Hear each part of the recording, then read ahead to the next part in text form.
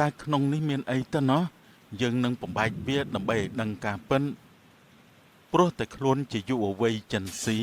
រស់ក្នុងពិភពបច្ចេកវិទ្យាគេមិនបានជឿលើជំនឿបុរាណក្នុងភូមិឡើយក្មេងឯងប្រហើនណាស់ឯងមិនបានស្គាល់ទេថាអញជាអ្នកណាហ៎សូមបារមីលោកតាដើមក្រសាំងធំបើកភ្នែកទឹកមើលកូនចៅសូមកម្លាំងបារមីសន្ធិដ្ឋក្នុងចិត្តកំចាត់មុនខ្មៅឲ្យរលាយភាំងភាំងភាំងនាពេលរសៀលព្រះសូរិយាប្រុងប្រៀបរៀបចំអស់ស្ដង្គន់ព្រះភិរុនក៏បានបញ្ចេញរិទ្ធបង្អុរភ្លៀងពាសពេញដីស្រែក្នុងភូមិគេឃើញមានកំឡោះម្នាក់ស្លៀកពាក់បែបទាន់សម័យចិនស៊ីជិះម៉ូតូចូលជ្រកភ្លៀងគៀនខ្ទមដាំក្រសាំងធំមួយនៅឯចុងភូមិកំឡោះនោះមានឈ្មោះថានុពលដែលជាក្មេងកំព្រាឪពុកម្ដាយតាំងពីតូចនិងរស់នៅជាមួយតាយាយនុពលជាក្មេងដែលស្រឡាញ់បច្ចេកវិទ្យាទំនើបនិងមិនបានជឿលើការទស្សន៍ទាយឬក៏មុនអាគមអ្វីឡើយទោះបីជាជីតាគេធ្លាប់និយាយប្រាប់រឿងចាស់ចាស់ក្នុងភូមិក៏ដោយខ្ទមនេះហើយដែលលោកតាតែងតែនិយាយថាមានក្អមមួយគេពាត់អំបោះឆៅបញ្ចុះអាគមដើម្បីឃុំព្រលឹងគ្រូព្រេងមិនឲ្យយាយីអ្នកភូមិគាត់ថែមទាំងប្រាប់ទៀតថាបើឃើញកុំឲ្យយើងប៉ះពាល់ព្រោះខ្លាចដាច់អំបោះឬក៏បែកកឡធ្វើឲ្យរិទ្ធអំណាចគ្រូព្រេងនោះមកអុកឡុកអ្នកភូមិវិញតែយើងដូចជាមិនជឿសោះក្នុងโลกនេះគេអាចឡើងដល់ឋានប្រច័នទៅហើយអ្នកភូមិនៅជឿលើការបន់ស្រន់មុនខ្មៅអីទៀតសាក់រមើសិនមើលក្រែងលោកបានឃើញក្អមដូចជាលោកតាបាននិយាយនុពលបានដើររកខ្វេះកកាយបើកគំនរឈើដើម្បីស្វែងរកក្អមដែលលោកតាគេធ្លាប់បានដំណាល5មួយស្របក់ក្រោយមកគេក៏បានឃើញក្អមនោះពិតមែនដោយឃើញសភាពខ្សែអំបោះនៅថ្មីមិនមានពុកផុយអ្វីឡើយដូចមានគេទៅតែយកមកដាក់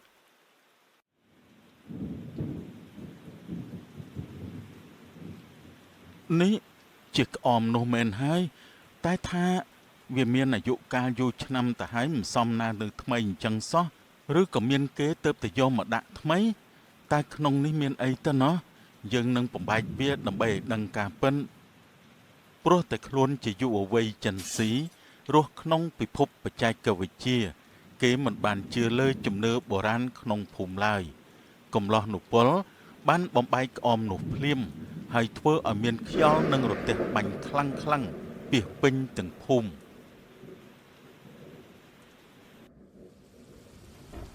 ភ្លៀងថ្ងៃនេះ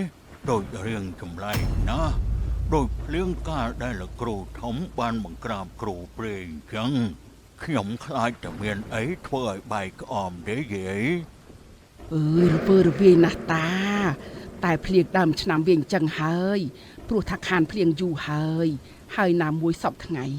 អាកាសធាតុក្តៅខ្លាំងហើយបើបានតែភ្លៀងវាភ្លៀងខ្លាំងអញ្ចឹងហើយដំបងនោះបើដូចគេឯងនិយាយមែនខ្ញុំធូរចិត្តខ្លះព្រោះខ្លាចតែមានក្មេងមកពីណាពីណីធ្វើឲ្យបែកកឡទើបខ្ញុំចេះតែបារម្ភទៅមិនចឹងទេតាកុំគិតច្រើនអីព្រោះអីភូមិយើងទាំងក្មេងទាំងចាស់គេដឹងគ្រប់តែគ្នានឹងគេមិនទៅធ្វើបែបនឹងទេហើយចុះថ្ងៃនេះឮថាចៅពលមកលេងឲ្យតាសាក់ទេសួរទៅមើលគេមកដល់ណាហើយអូណូនិយាយដើមភ្លាមក៏មកដល់ផ្លែតពិតជាអាយុវែងមែនអាចៅនេះ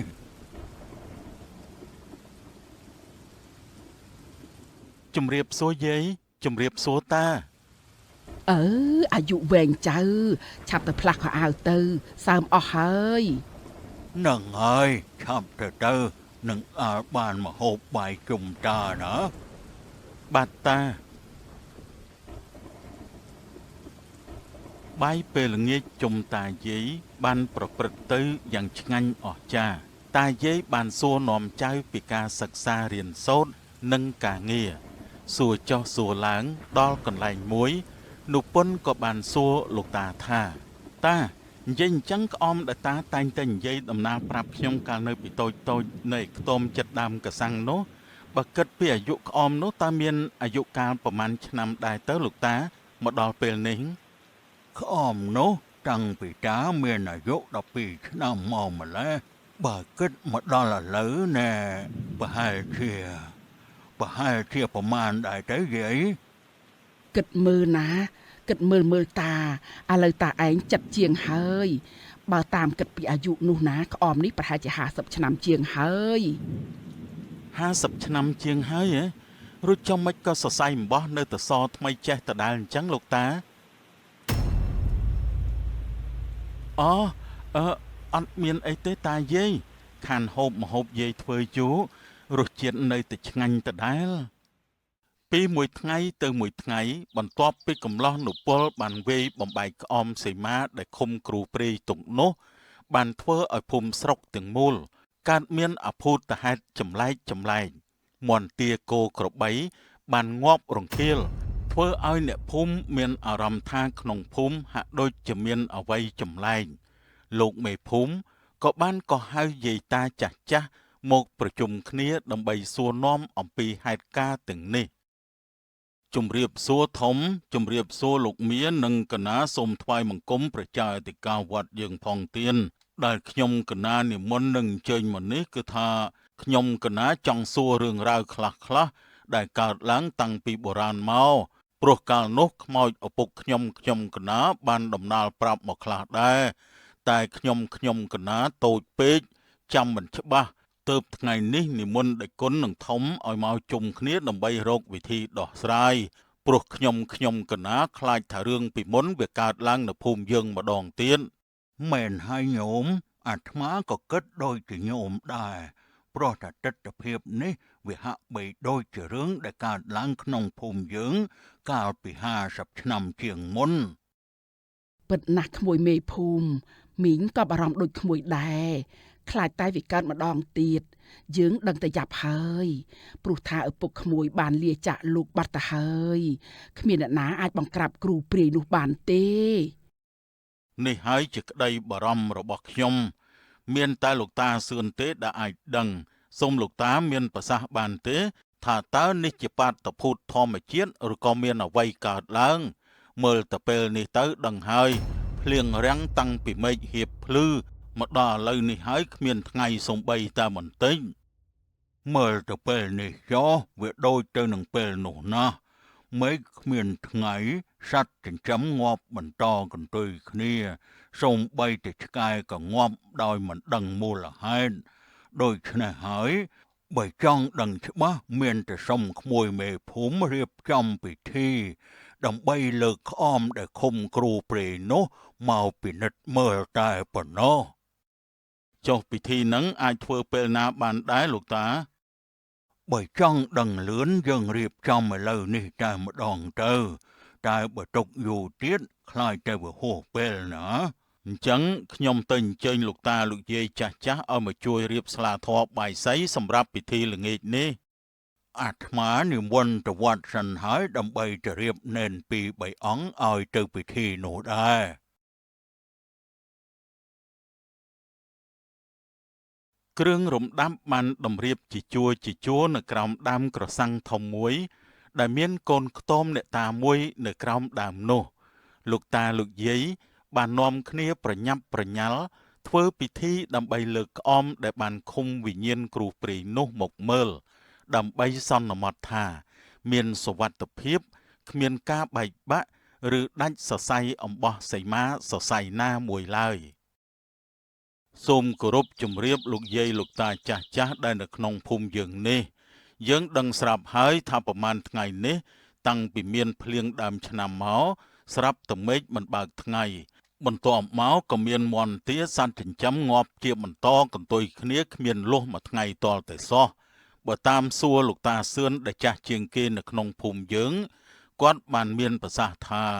វាមានសភាពប្រហាក់ប្រហែលទៅនឹងការដែលគ្រូធ្មប់ចាប់កំណើតដែរដូច្នេះហើយកុំឲ្យមានការសង្ស័យអញ្ចឹងមានតែលើកក្អមដែលឪពុកខ្ញុំបានឃុំវិញ្ញាណគ្រូធ្មប់នោះមកមើលទេដើម្បីឲ្យដឹងកាន់តែច្បាស់ ឆាប់ធ្វើទៅលោកមេភូមិលោកក្មួយមេភូមិមកព្រោះមេចិត្តងងឹតហើយណា តោះចាប់ផ្ដើមលេងភ្លេងថ្វាយអារក្សទៅក្មួយ វងភ្លេងអារក្សក៏ចាប់ផ្ដើមប្រគំលេងថ្វាយអារក្សឡើងដោយសំឡេងស្គរសន្ធាប់ក្រឹមធ្វើឲ្យអ្នកស្នងបារមីបានក្រងបារមីទាំងនោះជាពិសេសគេសង្កេតឃើញតាសឿនដែលបានក្រងបារមីអ្នកតាដើមក្រសាំងធំដែលជាបារមីធំគ្រប់គ្រងភូមិនោះទាំងមូល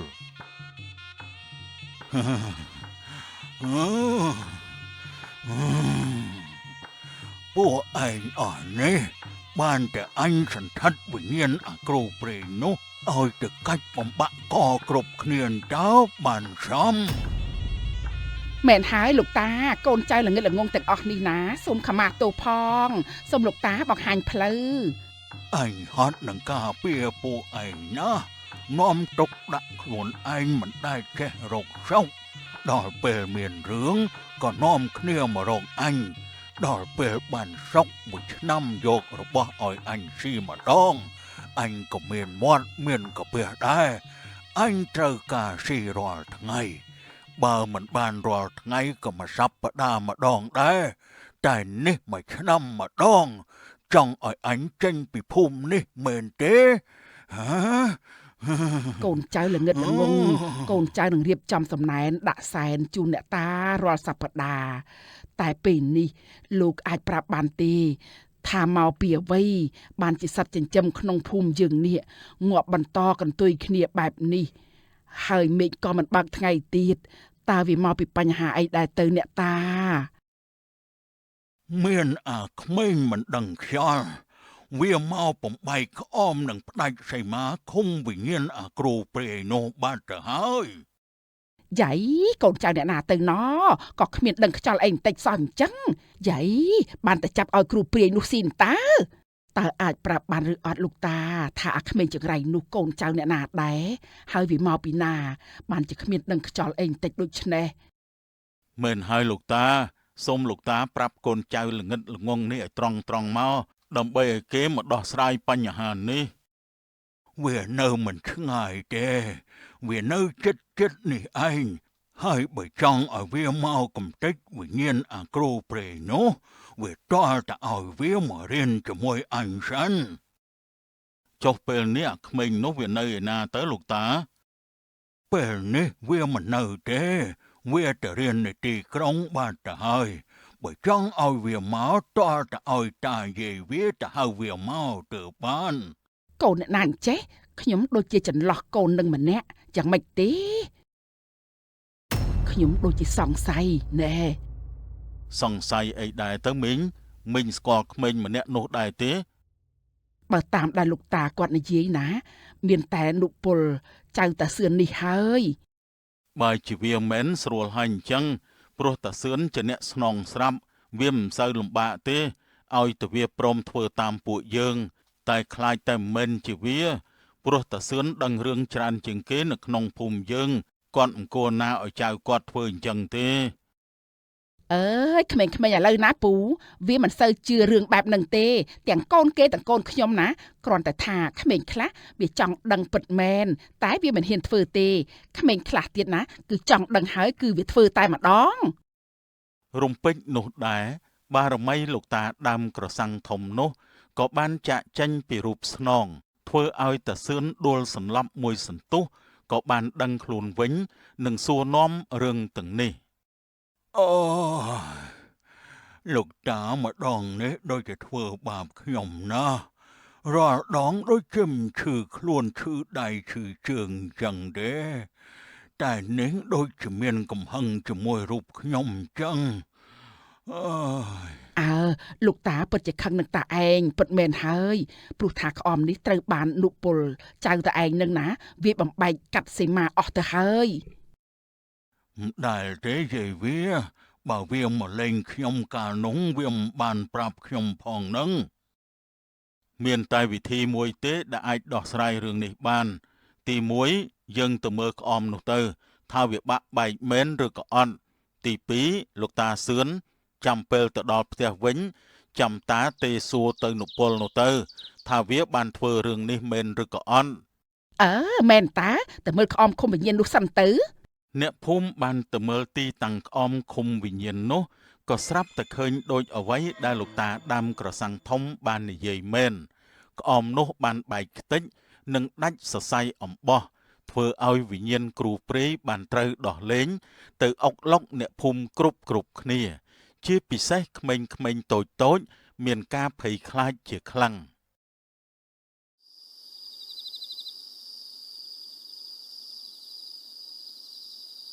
អាឡូចៅ អ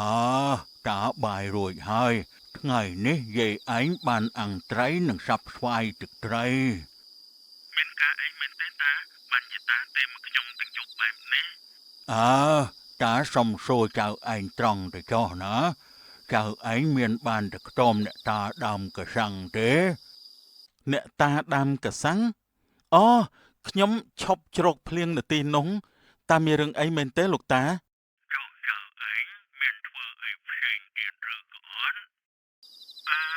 ញុំដូចជាមិនបានធ្វើអីផងតា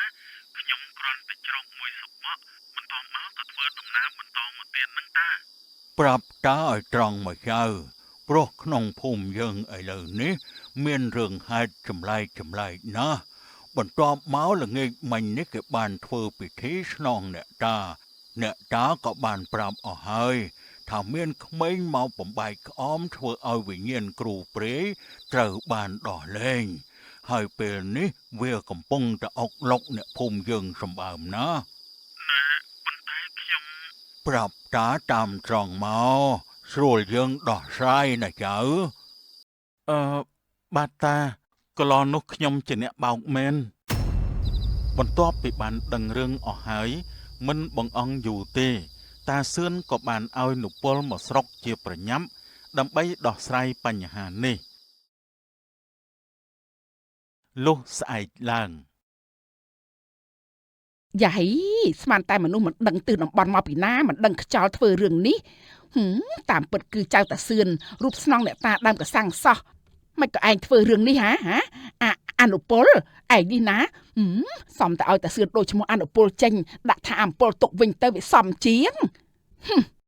បានហើយអ្នកអើយរឿងវាកើតឡើងទៅហើយទោះបន្ទោសក៏គ្មានដំណោះស្រាយដែរមានទំនំគ្នារិះរកវិធីដោះស្រាយវិញទៅល្អ ហើយធ្វើយ៉ាងណាទៅក្មួយមេភូមិពេលនេះសម័យខ្លួនប្រព្រឹត្តគេក៏បានចូលខ្លួនមកដោះស្រាយបញ្ហានេះហើយ រឿងនេះមានតែសួរលោកតាសឿនទេទើបដឹងរឿងច្រើនថាយើងត្រូវដោះស្រាយបែបណាតាយើងគួរតែដោះស្រាយរឿងនេះដោយវិធីណាទៅដើម្បីឲ្យអ្នកភូមិយើងបានរស់នៅសុខស្រួលឡើងវិញ វិធីដោះស្រាយគឺមានតែមិនដឹងថាចៅពលគេហ៊ានធ្វើឬក៏អត់ព្រោះវាអាចប៉ះពាល់ដល់អាយុជីវិតបើសិនជាយើងមិនបានធ្វើតាមក្បួនត្រឹមត្រូវ មិនអីទេលោកតារឿងទាំងអស់ខ្ញុំជាអ្នកចងដូច្នេះហើយទុកឲ្យខ្ញុំជាអ្នកស្រាយវិញចុះបើទោះបីជាមានគ្រោះថ្នាក់បែបណាក៏ដោយក៏ខ្ញុំសុខចិត្តធ្វើដែរល្អហើយក្មួយពិតជាមានមនសិការជាមនុស្សពិតមែនមិនកិច្ចវេះអំពីបញ្ហាសុខចិត្តចូលខ្លួនជួយដោះស្រាយបញ្ហាដែលបានកើតឡើងធ្វើយ៉ាងណាទៅតាបើអាចធ្វើឲ្យលឿនទៅតន់ហួសពេល រឿងនេះគឺតម្រូវឲ្យនុពលបោះស្លៀកពាក់សហើយទៅសមាធិនៅក្រោមដើមកសាំងចិត្តខ្ទមអ្នកតានោះបន្ទាប់មកយើងធ្វើពិធីដើម្បីអញ្ជើញបារមីឲ្យមកដកព្រលឹងគេឲ្យទៅរៀនមន្តវិជ្ជាជាមួយបារមីទាំងនោះដើម្បីបានមន្តវិជ្ជាការមកចាប់វិញ្ញាណគ្រូព្រៃនោះមកដាក់ក្នុងក្អមវិញប៉ុន្តែហាមដាច់ខាតមិនឲ្យរូបរបស់គេដែលកំពុងសមាធិនោះមានមនុស្សសត្វទៅរំខានឬផ្លាស់ទីតាំងរូបគេឡើយបើមិនដូច្នេះទេពេលចាប់គ្រប់យ៉ាងហើយព្រលឹងរបស់គេមកវិញមករករូបនៅទីតាំងដដែលមិនឃើញច្បាស់ណាស់គេមិនអាចរស់ឡើងវិញបានទេតើឯងហ៊ានទេខ្ញុំមកនេះគឺដើម្បីមកដោះស្រាយបញ្ហាទោះមួយជំហានស្លាប់ក៏ខ្ញុំមិនខ្លាចដែរ Chẳng tại dân ai thưa ban ngày nào đá ta កាន់តែលឿនគឺកាន់តែល្អ Chẳng chăm nhom riệp chăm là nghịch nế ở rồi rò hái Sai láng chăm ao nụ bố kê từ căn tì nô Bát bố Sai làng Rương cục giang đại tà sơn bàn nỉ giấy Lốt mê phum bàn riệp chăm rồi rò chỉ cả sranh Cro lết một mơ nụ bố vinh Kế bàn krong smai so ong côi samadhi Krong đam cro sang chật tôm nẹ tà nô Ta, bà nhomយ៉ាងណាទៅសូមតាថែខ្លួនឲ្យបានល្អផងណាហើយមិនបាច់អាណិតខ្ញុំទេធ្វើម៉េចបើគ្រប់យ៉ាងខ្ញុំជាអ្នកបង្កើតនោះដូច្នេះហើយខ្ញុំត្រូវទៅដោះវា តាមិនអោយឯងមានគ្រោះថ្នាក់អីទេចាំតាការពារឯងចូលចៅព្យាយាមហាត់រៀនឲ្យចេះចាំស្ទាត់នឹងទៅបង្ក្រាបគ្រូព្រេងនោះឲ្យបានសម្រេចណាចំណែកតានិងអ្នកភូមិផ្សេងទៀតនឹងចាំទទួលចៅត្រឡប់មកវិញ បាទតា ដូច្នេះចូលចៅអង្គុយឲ្យស្ងៀមពេលភ្លេងគេលេងពេលណាចៅកុំភ្លេចសូត្របល័យដែលតាបានបង្រៀនយប់មិញឲ្យជាប់លុះដល់ពេលដែលបារមីអ្នកតាមកចាំចៅឈប់សូត្រនិងដើរតាមបារមីនោះទៅឮទេចៅ បាទតា ភ្លេងអារក្សចាប់ផ្ដើមលេងមនុស្សគ្រប់គ្នាអង្គុយត្រៀបរងចាំមើលនុពលក្រាញ់មានសភាពខុសប្រក្រតីអ្វីកើតឡើងក្រឡេកមកមើលនុពលវិញម្ដងព្រលឹងគេបានស្ថិតនៅក្នុងទីងងឹតមួយកន្លែងដែលគ្មានភ្លើងបំភ្លឺឡើយស្រាប់តែមានដៃមួយចាប់ទាញគេអូសយកទៅ4ថ្ងៃកន្លងផុតទៅតាមើលទៅអាចមានសង្ឃឹមទេបើ4ថ្ងៃកន្លងផុតទៅហើយនឹង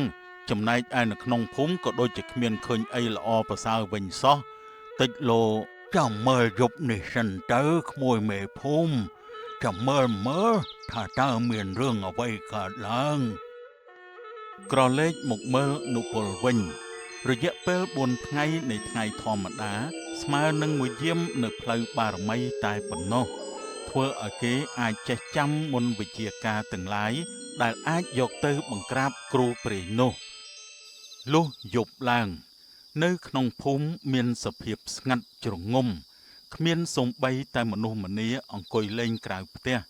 ព្រោះពួកគេខ្លាចគ្រូព្រេងមកបន្លាចធ្វើឲ្យឈឺឬក៏ស្លាប់បានយប់នេះដូចជាប្លែកជាងសពដងមានឆ្កែលូបន្តកន្ទុយគ្នាមិនឈប់សោះដូចវាចង់បង្ហាញថាចិត្តមានរឿងអ្វីកើតឡើងហើយ មែនហើយក្មួយវាហាក់បីដូចជាកំពុងតែចង់ប្រាប់យើងអំពីរឿងអ្វីមួយ អាឡូកតូចអាឡូ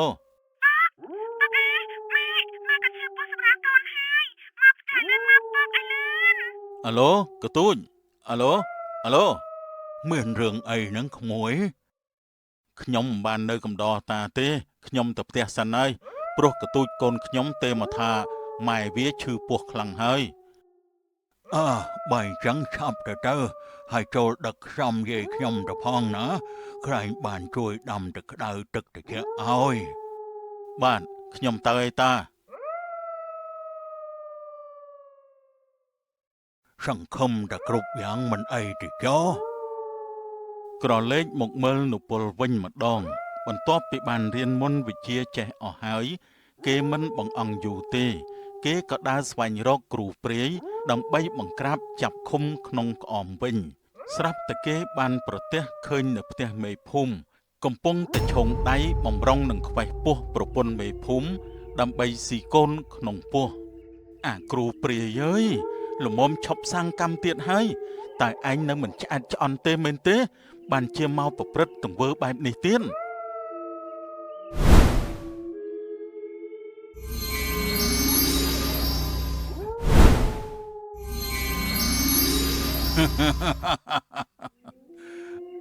ក្មេងឯងប្រហើនណាស់ឯងមិនបានស្គាល់ទេថាអញជាអ្នកណាហ៎ អញនេះហើយដែលជាអ្នកសម្លាប់ឪរបស់ឯងកាលពីលើកមុន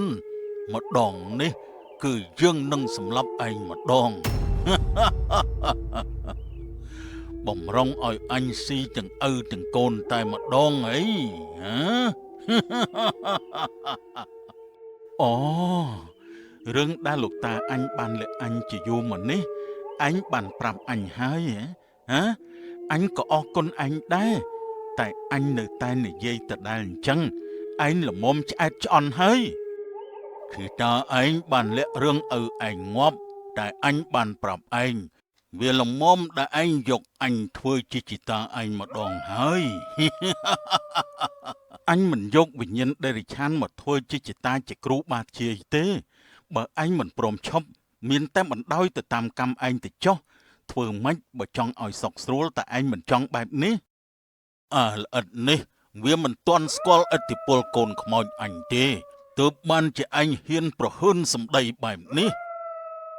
គ្រូព្រាយបានសូត្រមន្តខ្មៅដើម្បីដាស់ព្រលឹងខ្មោចមកកម្ចាត់នុពលដែលនុពលពេលនេះក៏ជាអ្នកស្នងបារមីខ្លាំងក្លាមួយរូបដែរសូមអស់គ្រូបារមីតូចធំជួយឃុំគ្រងព្រលឹងវិញ្ញាណខ្ញុំផងឲ្យមានឫទ្ធិអំណាចឈ្នះអស់ពពួកខ្មៅងងឹតទាំងឡាយជាពិសេសអាចឃុំគ្រងវិញ្ញាណគ្រូព្រាយនេះបានអ្នកមោពុទ្ធេយៈជ័យយោជ័យថ្វាំងអ្នកមោពុទ្ធេយៈជ័យយោជ័យថ្វាំងអ្នកមោពុទ្ធេយៈជ័យយោជ័យថ្វាំង ពពួកខ្មោចទាំងឡាយឆាប់ទៅកំចាត់អាក្មេងនោះភ្លាមទៅចង់ឲ្យជាប់ស្ទះឲ្យចិត្តទុក្ខវេទនាចូលមកដល់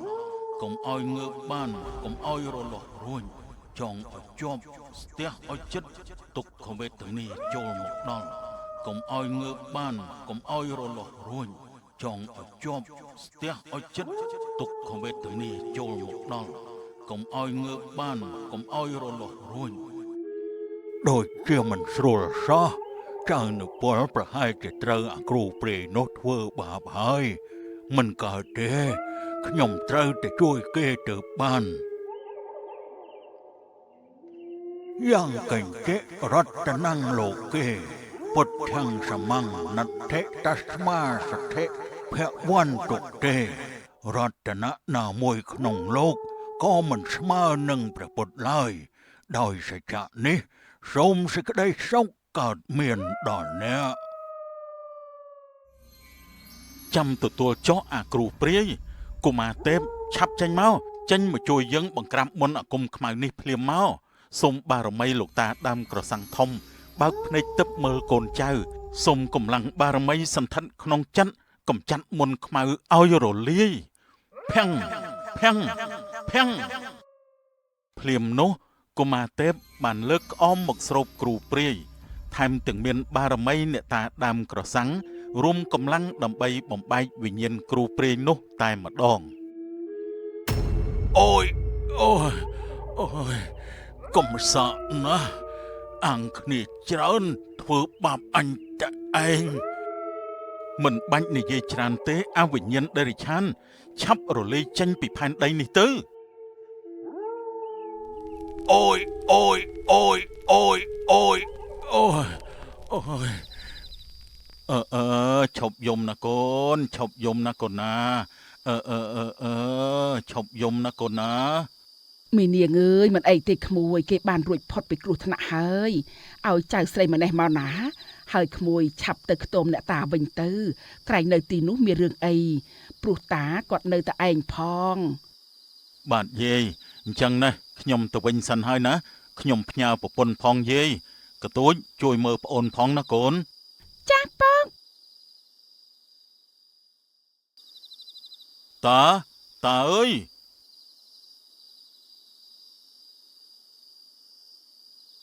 ហាតាអ្នកណាធ្វើអីតានឹងអ្នកភូមិអើយជួយផងជួយគ្នាផងតាសឿននឹងរូបស្នងនាយនុពលត្រូវបានឆ្កែចចកមួយវងមកចាប់ហែកស៊ីគ្មានសល់ព្រោះតែពេលដែលតាសឿនទៅជួយនុពលនោះក៏បានដកប្រលឹងទៅដែរធ្វើឲ្យគ្មានអ្នកណានៅការពាររូបខាងក្រៅធ្វើឲ្យឆ្កែចចកមកយាយីហែកចែកគ្នាស៊ីគ្មានសល់ អ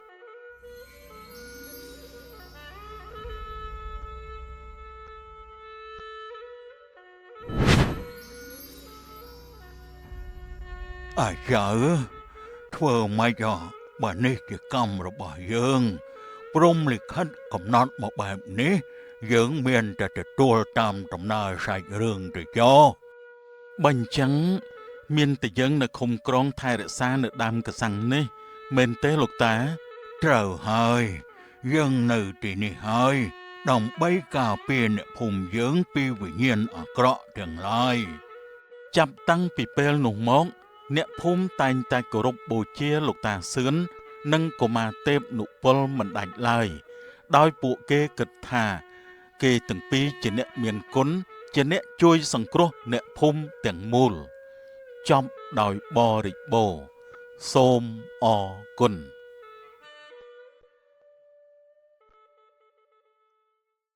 ស្អីគេធ្វើការមិនទាន់បានប្រមាណផងឥឡូវមកសុំសម្រាប់បាត់ទៅហើយហ៎ គឺដោយសារតែប្តីខ្ញុំឈឺកុំអីក៏មិនចង់សម្រាប់ដែរព្រោះតែប្តីខ្ញុំមកអត់រួចទើបសុំសម្រាប់ដូច្នេះលោកថកែ ចុះលោកថកែ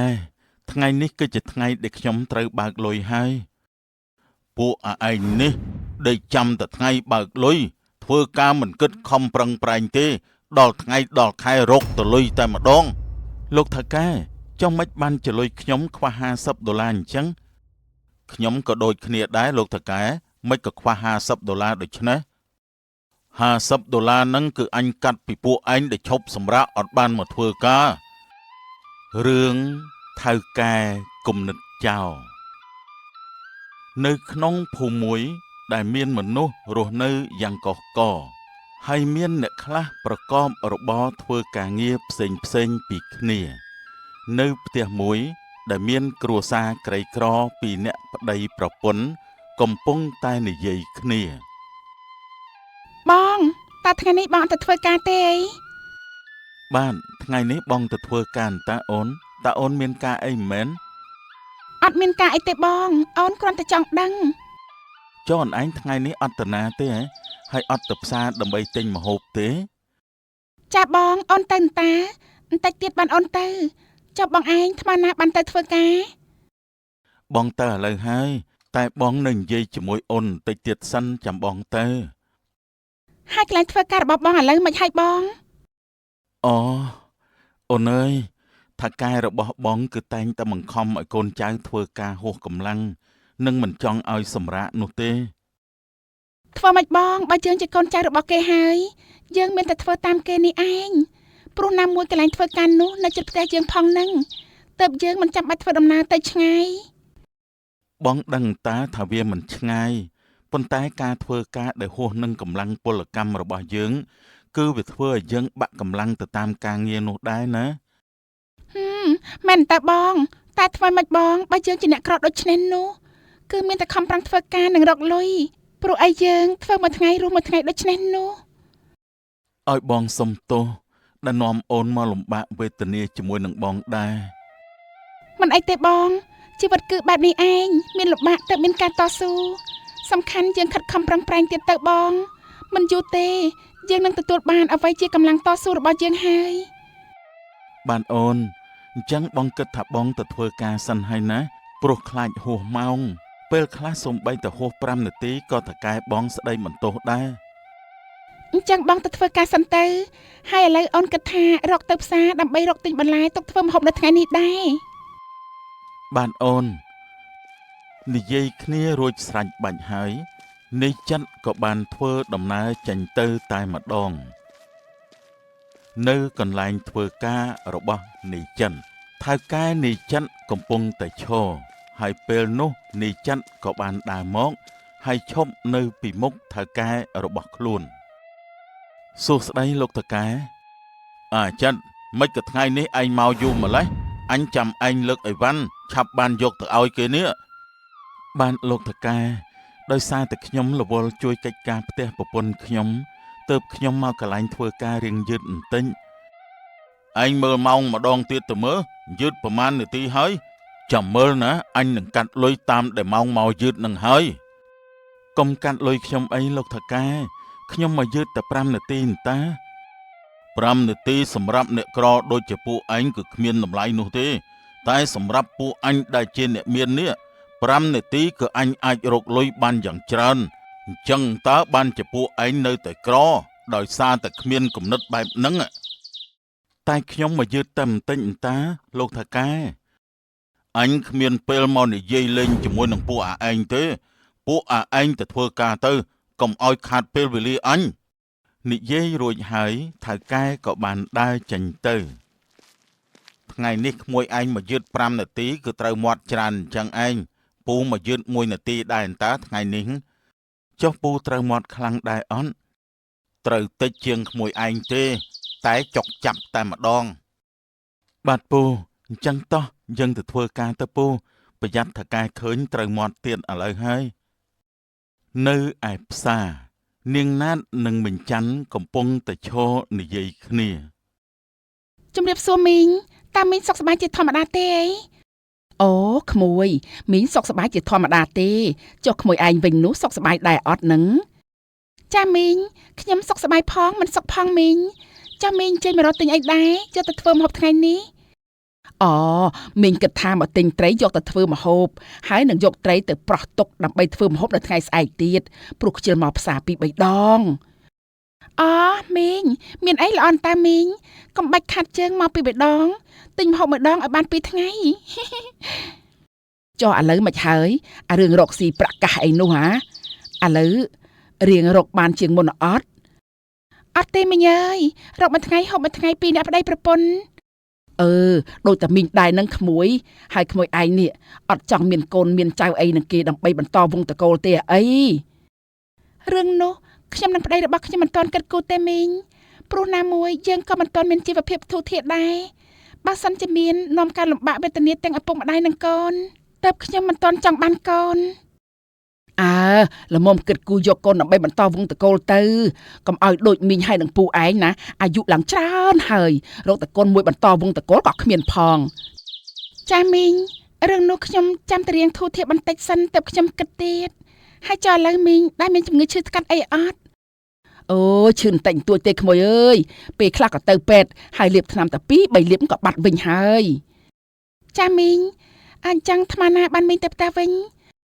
មីងទៅឥឡូវហើយឥឡូវមីងរកទៅទិញត្រីបន្តិចសិនណាហើយនឹងទៅផ្ទះតែម្ដងឲ្យចុះក្មួយឯងនោះទៅផ្ទះឥឡូវមែនចាមីងខ្ញុំរកទៅទិញបន្លែមួយផ្លែតសិនទៅផ្ទះតែម្ដងបើអញ្ចឹងមីងលាសិនហើយណាចាំជួបគ្នានៅថ្ងៃក្រោយទៀតណាក្មួយចាមីងបន្ទាប់ពីនិយាយសន្ទនាគ្នារួចមិញច័ន្ទក៏ដើរចេញទៅនៅផ្ទះនាងណាតនិងនាយចិននាយចិនបាននិយាយទៅកាន់នាងណាតថាអូនថ្ងៃនេះបងដូចអត់ស្រួលខ្លួនសោះបងប្រហែលជាទៅធ្វើការអត់កើតទេអូនឯងជួយទៅប្រាប់លោកតកែផងថាបងសុំសម្រាកមួយថ្ងៃចាបងចាំអូនទៅប្រាប់លោកតកែឲ្យហើយបងឈឺអីអាម៉េចម៉ាចាំអូនមកវិញចាំអូនទិញថ្នាំឲ្យបងលេបបងមានអារម្មណ៍តែក្តៅខ្លួនហើយអស់កម្លាំងចាបងអញ្ចឹងអូនទៅកន្លែងធ្វើការរបស់បងសិនដើម្បីទៅប្រាប់លោកតកែថាបងសម្រាកមួយថ្ងៃមើលទៅប្រហែលជាលោកតកែមិនឲ្យសម្រាកទេតែបើសិនជាគាត់ឲ្យសម្រាកគាត់ប្រហែលជាកាត់លុយយើងច្រើនហើយមិនអញ្ចឹងបងតែយើងគួរធ្វើបែបណាដើម្បីកុំឲ្យគាត់កាត់លុយពីការធ្វើការរបស់បងជួយប្រាប់អូនតិចមើលរឿងហ្នឹងបងក៏មិនដឹងដែរចាំអូនឯងទៅសុំគាត់សិនទៅបើសុំគាត់មិនបានមានតែឲ្យគាត់កាត់លុយបងហើយព្រោះគ្មានអ្នកណាអាចហាមមនុស្សកុំឲ្យឈឺនោះទេបានអូនអញ្ចឹងអូនឆាប់ទៅកុំឲ្យហួសម៉ោងទាន់ប្រយ័ត្នគាត់ស្ដីបន្ទោសថែមទៀតចាបងនៅផ្ទះថៅកែប៉ែនកំពុងតែឈរនៅខាងមុខផ្ទះស្រាប់តែពេលនោះនាងណាតក៏បានដើរមកហើយឈប់ពីមុខថៅកែប៉ែនជំរាបសួរលោកថៅកែចុះនាងទៅណាហ្នឹងហើយមិនគុំឃើញប្តីនាងមកធ្វើការអញ្ចឹងថ្ងៃនេះចាលោកថៅកែដោយសារតែថ្ងៃនេះប្តីរបស់ខ្ញុំអត់ស្រួលខ្លួនហើយគាត់បានឲ្យខ្ញុំមកសុំលោកថៅកែសម្រាប់មួយថ្ងៃស្អីគេធ្វើការមិនទាន់បានប្រមាណផងឥឡូវមកសុំសម្រាប់បាត់ទៅហើយហ៎គឺដោយសារតែប្តីខ្ញុំឈឺកុំអីក៏មិនចង់សម្រាប់ដែរព្រោះតែប្តីខ្ញុំមកអត់រួចទើបសុំសម្រាប់ដូច្នេះលោកថៅកែចុះការងាររបស់យើងនេះតើមានអ្នកណាមកជួយទៅបើប្តីរបស់នាងសម្រាប់អញ្ចឹងនោះ ចាំខ្ញុំជាអ្នកធ្វើជំនួសប្អូនចិត្តទៅចោះលោកតាកែ ខ្ញុំអរគុណពូហើយដែលជួយសម្រាប់ការងាររបស់ប្តីខ្ញុំ មិនអីទេក្មួយអ្វីដែលយើងអាចជួយគ្នាបានយើងគួរតែជួយគ្នាទៅជួយតែពួកគ្នាឯងទៅថ្ងៃនេះការងាររបស់អញឯងត្រូវតែធ្វើឲ្យរួចណាអាចនហើយប្តីនាងក៏អញកាត់លុយដែរ ចាលោកថាកែ បន្ទាប់ពីនិយាយគ្នារួចពេលនោះថៅកែប៉ែនក៏ដើរចេញទៅ លោកថាកែមិនក៏គាត់ដាច់ចិត្តម្លេះលោកបង គាត់តែអញ្ចឹងឯងប្អូនអើយបងនឹងប្តីប្អូនឯងគឺតែងតែត្រូវមាត់គាត់ជារៀងរាល់ថ្ងៃទៅហើយ ចុះលោកបងអត់ចង់បដូរកន្លែងការងារធ្វើថ្មីទេ បងហើយនឹងប្តីប្អូនឯងកំពុងទៅរកកន្លែងធ្វើការថ្មីដែរហ្នឹងណាប៉ុន្តែរកមិនទាន់បាន ចាលោកបងអញ្ចឹងខ្ញុំគិតរកលាលោកបងទៅសិនហើយប្រញាប់ទៅទិញថ្នាំឲ្យប្តីខ្ញុំលេប បាទប្អូនមិនយូរប៉ុន្មាននាងណាតក៏បានធ្វើដំណើរមកដល់ផ្ទះហើយក៏និយាយទៅកាន់នាយចាត់ថា ឥឡូវបានធូរខ្លះហើយនៅបង នៅតែអូនបងមិនទាន់បាត់ឈឺទេចុះអូនទៅសុំតកែបងដើម្បីសម្រាកនោះតើគាត់ថាយ៉ាងម៉េចដែរ ចាបងគាត់ស្ដីបន្ទោសយ៉ាងខ្លាំងហើយគាត់ក៏កាត់ប្រាក់ខែទៀតផងមិនតែប៉ុណ្ណោះគាត់ដៀលកប់មាត់ណាបង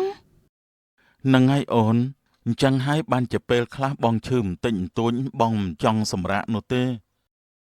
មើលទៅថាកែរបស់បងគាត់គឺជាមនុស្សដែលមិនមានចិត្តសប្បុរសធម៌នោះទេហើយគាត់ក៏គ្មានចិត្តសន្តោសប្រណីដល់បុគ្គលិកឬក៏អ្នកធ្វើការជាមួយនឹងគាត់នោះដែរ មែនហើយអូនសូម្បីតែពេលខ្លះបងធ្វើការជាមួយនឹងពូចនពេលហត់ក៏ឈប់សម្រាកបន្តិចគាត់ក៏ដើរមកស្ដីបន្ទោសបងទាំងពីរនាក់ឡើងស្ពឹកមុខ គាត់ធ្វើដើម្បីតែផលប្រយោជន៍ខ្លួនឯងដោយគាត់មិនបានគិតពីអារម្មណ៍អ្នកដទៃដែលធ្វើការហួសកម្លាំងនិងពលកម្មរបស់ខ្លួនហើយបងគួរទៅរកកន្លែងធ្វើការងារថ្មីទៅព្រោះអូនមើលទៅបងលំបាកនឹងកន្លែងការងារនោះខ្លាំងណាស់ បងនិងពូចនកំពុងទៅរកកន្លែងការងារថ្មីហើយតើអូន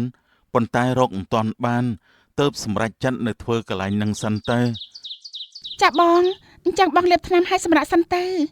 ចាំអូនទៅរកធ្វើម្ហូបឲ្យបងពិសា បាទអូនស្អែកឡើងនៅផ្ទះថៅកែប៉ែននាយចិនកំពុងតែធ្វើការហើយពេលនោះស្រាប់តែថៅកែប៉ែនក៏បានដើរចូលមកណែអាចិនថ្ងៃនេះមិនក៏បាត់អាចនឃើញមកធ្វើការអញ្ចឹងហ៎ឯងមានដឹងតំណែងអីឬក៏អត់បាទថៅកែខ្ញុំអត់ដឹងទេខ្ញុំមិនដឹងថាគាត់កើតអីផងព្រោះអត់ទាន់ឃើញគាត់មកធ្វើការដែរហ្នឹង ចុះថ្ងៃនេះមិនក៏វាមិនមកធ្វើការអានេះយឺតយ៉ាវម្លេះអញដកចេញពីការងារឥឡូវហើយថៅកែប៉ែននិយាយបានបន្តិចស្រាប់តែពេលនោះមិញច័ន្ទក៏បានធ្វើដំណើរមកដល់ហើយឈប់ពីមុខលោកថៅកែ ជំរាបសួរលោកថាកែគឺខ្ញុំជាប្រពន្ធរបស់នាយចនដែលជាអ្នកធ្វើការនៅកន្លែងលោកថាកែហើយថ្ងៃនេះណាខ្ញុំមកសុំច្បាប់ឲ្យប្តីរបស់ខ្ញុំព្រោះប្តីរបស់ខ្ញុំកំពុងតែឈឺមកធ្វើការអត់កើតទេ ស្អីគេទៀតហើយអស់ពីមួយទៅមួយម្សិលមិញអាចិតឈឺថ្ងៃនេះអាចនឈឺទៀតរួចចង់មានអាណាធ្វើការឲ្យអញអាពួកនេះអញដកចេញទាំងអស់ឥឡូវហើយវើយ ឲ្យខ្ញុំសុំទោសផងណាលោកថាកែព្រោះតែប្តីខ្ញុំអត់ស្រួលខ្លួនខ្លាំងទើបមកធ្វើការអត់កើតហើយគាត់ឲ្យខ្ញុំមកសុំច្បាប់លោកថាកែដើម្បីសម្រាប់មួយថ្ងៃ ទៀតហើយពួកឯងនេះគ្មានបានប្រយោជន៍ស្អីទេធ្វើការមិនទាន់បានប្រមាណក៏នាំគ្នាឈប់សម្រាកអស់បន្តិចទៀតអញដកចេញទៅទាំងអស់ហ្នឹងនិយាយរួចហើយថៅកែប៉ែនក៏បានដើរចេញទៅមីងតើពូចនគាត់កើតអីដែរ ចាក្មួយប្តីរបស់មីងគាត់ចុកពោះហើយមិនអាចមកធ្វើការបានទើបគាត់ឲ្យមីងមកសុំច្បាប់លោកតាកែមួយថ្ងៃ ហើយគាត់ចាប់ផ្ដើមឈឺពីអង្កលណាដែរមីង គាត់ទើបតែចាប់ផ្ដើមឈឺកាលពីព្រឹកមិញនេះឯងឥឡូវមីងលាសិនហើយណាប្រញាប់ទៅរកទិញថ្នាំឲ្យប្តីរបស់មីងលេប បាទមីងនិយាយគ្នាបានបន្តិចមីងច័ន្ទក៏ធ្វើដំណើរចេញទៅនៅផ្ទះមីងច័ន្ទមីងច័ន្ទកំពុងតែនិយាយគ្នាជាមួយនឹងពូចនម៉ែវាតើម៉ែវាឯងទៅសុំច្បាប់ឲ្យខ្ញុំជាមួយនឹងលោកថកែនោះតើគាត់និយាយថាម៉េចដែរ ហើយគាត់មិនចង់ឲ្យពុកវាឯងសម្រាប់នោះទេគាត់ខ្លាចខាតការងាររបស់គាត់ហើយដោយសារតែប្អូនចិនជួយនិយាយផងទើបគាត់មិនបាននិយាយអីហើយគាត់ក៏ដើរចេញទៅ តាមមើលទៅគាត់ប្រហែលជាកាត់ប្រាក់ខែខ្ញុំហើយម៉ែវា តែខ្ញុំអត់បានឮគាត់និយាយថាកាត់លុយទេពុកវា គាត់មិននិយាយទេក៏ប៉ុន្តែដឹងតែគាត់កាត់ប្រាក់ខែខ្ញុំហើយ អញ្ចឹងតាមតែចិត្តរបស់គាត់ទៅធ្វើម៉េចបើមនុស្សឈឺហើយឲ្យតែធ្វើការមិនកើតអញ្ចឹងពុកវាឯងសម្រាប់បន្តិចទៅដើម្បីឲ្យឆាប់បាត់ឈឺ បានម៉ែវាកំពុងតែនិយាយគ្នាសង្សងស្រាប់ទៅពេលនោះនាងណាតក៏បានដើរកាត់ពីមុខផ្ទះរបស់មីងច័ន្ទ មីងច័ន្ទតាអ្នកមីងកំពុងតែធ្វើអីដែរហ្នឹងចាស់ក្មួយមីងកំពុងតែមើលពុកវាកំពុងតែឈឺចាប់ពូចានគាត់កាត់អីដែរមីងអូប្តីរបស់មីងគាត់ចុកពោះហើយទៅធ្វើការអត់កើតមីងទើបតែមកពីកន្លែងធ្វើការរបស់គាត់ដើម្បីសុំច្បាប់សម្រាកចុះលោកតាកែគាត់មានស្ដីបន្ទោសអត់មីងព្រោះការខ្ញុំទៅសុំច្បាប់ឲ្យប្តីខ្ញុំគាត់ស្ដីបន្ទោសយ៉ាងខ្លាំងរឿងនោះមិនខុសគ្នាទេក្មួយអើយគាត់ស្ដីបន្ទោសមីងឡើងស្ពឹកមុខទៅហើយចុះក្មួយកំពុងតែទៅណាដែរនឹងបានជាដើរកាត់មុខផ្ទះមីងដូចនេះចាអ្នកមីងខ្ញុំកំពុងតែដើរទៅខាងចុងភូមិបន្តិចចុះថ្ងៃនេះអ្នកមីងបានហូបអីហូបបាយអូយថ្ងៃនេះមីងអាំងត្រីជាមួយនឹងជ្រក់ស្វាយព្រោះអត់ដឹងថាធ្វើម្ហូបអីដែរនឹងមានតែធ្វើអញ្ចឹងហើយទើបវាលឿនឆាប់បានហូបអញ្ចឹងខ្ញុំគិតរកលាអ្នកមីងទៅសិនហើយព្រោះប្រញាប់ធ្វើម្ហូបឲ្យប្តីខ្ញុំហូបព្រោះជិតដល់ម៉ោងគាត់ចេញទៅធ្វើការហើយចាក្មួយ មិនយូរប៉ុន្មានក៏ឈានដល់ថ្ងៃដែលនាយចិននិងពូចនបើកលុយស្អែកឡើងនៅផ្ទះថៅកែប៉ែនមនុស្ស3នាក់កំពុងតែឈរនិយាយគ្នាលោកថៅកែថ្ងៃនេះគឺជាថ្ងៃដែលខ្ញុំត្រូវបើកលុយហើយពួកឯងនេះដេកចាំតែថ្ងៃបើកលុយធ្វើការមិនគិតខំប្រឹងប្រែងទេដល់ថ្ងៃដល់ខែរកទៅលុយតែម្ដងចុះខ្ញុំធ្វើការគឺដើម្បីទៅលុយនឹងឯងលោកថៅកែធ្វើការដើម្បីទៅលុយទៅពួកឯងនេះណែលុយពួកឯងយកទៅនៅពេលនោះនាយចិននិងពូចនក៏ឈោងយកលុយពីថៅកែនាយចិនក៏រាប់លុយមើលតែខ្វះ$50លោកថៅកែចុះមិនបានចលុយខ្ញុំខ្វះ$50អញ្ចឹងខ្ញុំក៏ដូចគ្នាដែរលោកថៅកែមិនក៏ខ្វះ$50ដូចនេះ$50ហ្នឹងគឺអញកាត់ពីពួកឯងដែលឈប់សម្រាកអត់បានមកធ្វើការប៉ុន្តែខ្ញុំឈប់សម្រាកតែមួយថ្ងៃតាក្នុងខែនេះមិនបានចលោកកាត់លុយច្រើនម្ល៉េះបើពួកឯងអត់ធ្វើការឲ្យយើងត្រូវតែកាត់លុយអញ្ចឹងហើយយើងចង់កាត់ប្រមាណក៏បានដែរព្រោះយើងជាថៅកែជាអ្នកបញ្ជាក្បាលរបស់ពួកឯងកំពុងតែនិយាយគ្នាស្រាប់តែនាងណាតបានដើរឆ្លងកាត់តាមផ្លូវនេះហើយក៏ឈប់និយាយជាមួយប្តីបងតាថ្ងៃនេះបងបាក់លុយមែនទេបាទដូច្នេះអូនយកទៅសងគេតែម្ដងបាទអូនប៉ុន្តែបងបើកបានតែ$100នោះទេព្រោះលោកថៅកែកាត់លុយដែលបងឈប់សម្រាកមួយថ្ងៃ$50មិនក៏ដូច្នេះអញ្ចឹងបងលោកថៅកែចុះមិនបានជាកាត់លុយប្តីរបស់ខ្ញុំច្រើនម្ល៉េះច្រើនស្អីត្រឹម$50នោះអញកាត់ព្រោះតែប្តីនឹងឯងវាឈប់សម្រាកកាលពីថ្ងៃដែលវាឈឺនោះអីតែប្តីរបស់ខ្ញុំឈប់សម្រាកតែមួយថ្ងៃតាចុះមិនបានជាកាត់រហូតដល់ទៅ$50នោះអញខ្ជិលនិយាយជាមួយពួកអាកបីមីកបីក្រឯងណាលោកថាការធ្វើដូច្នេះគឺស្មើនឹងកេងប្រវ័ញ្ចកម្លាំងពលកម្មរបស់បុគ្គលិកហើយបើអញមិនកេងប្រវ័ញ្ចកម្លាំងបុគ្គលិកស្មានតែអញមានបានដល់សពថ្ងៃនេះអីមិនដូចជាពួកអាកបីមីកបីក្រឯងនេះធ្វើការបានតែមួយថ្ងៃស៊ីមួយថ្ងៃនឹងទេបាត់ពួកខ្ញុំជាអ្នកក្រមែនប៉ុន្តែខ្ញុំមិនដែលកេងប្រវ័ញ្ចកម្លាំងញើឈាមរបស់អ្នកណានោះទេព្រោះគេក៏ហត់នៅចំពោះការងារដែរ